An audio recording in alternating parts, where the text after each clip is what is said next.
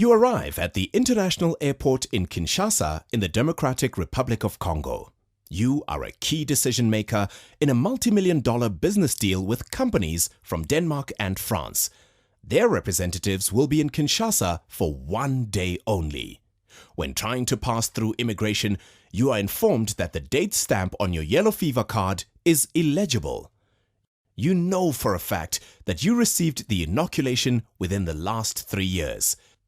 The DRC being a francophone country, the immigration official uses broken English to give you 3 options. 1. Paying a $200 yellow card tax. 2. Returning on the next flight that leaves in an hour. Or 3. Receiving a yellow fever inoculation right there in the arrivals hall. You notice that the needles used for the injections are not sterile. You have no mobile phone signal. What do you do? The first ethical decision any human being would make is to preserve your own life and that of the people closest to you.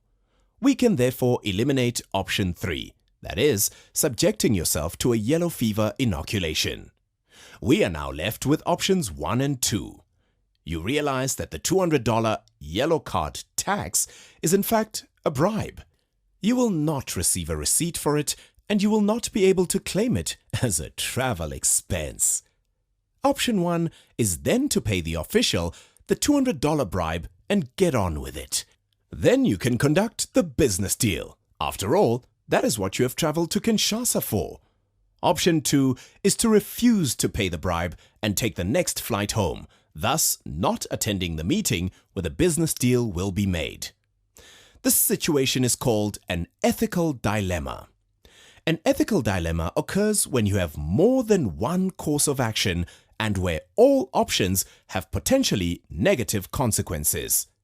If you pay the bribe, you do the deal, act in the best interest of the company and save your job and probably your career. But you know that you're doing the wrong thing. Such a decision would clash with your values. Should you not pay the bribe, it may be career limiting, and missing the meeting could damage your organization's reputation.